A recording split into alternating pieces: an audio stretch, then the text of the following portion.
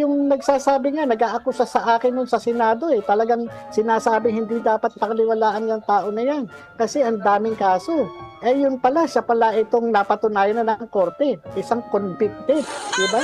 Convicted criminal. Nagkataon lang, eh, hinahalal bilang senador. Pero hindi nangangahulugan na nahalal ka bilang isang politiko, eh ano ka na yung mga taong may kaso, eh hindi dapat pagkatiwalaan. Di ba? O yun, yung bang isang convicted na kriminal, eh dapat bang pagkatiwalaan? Ayaw na rin doon sa salita mismo ni Senator Jinggoy Estrada, di ba? Kaya itong sinasabi ng Pangulo na to ay nagpapakita lamang na mukhang talagang ano no, tama yung rekomendasyon ng taong bayan na dapat ay sumailalim na siya doon sa hair follicle drug testing.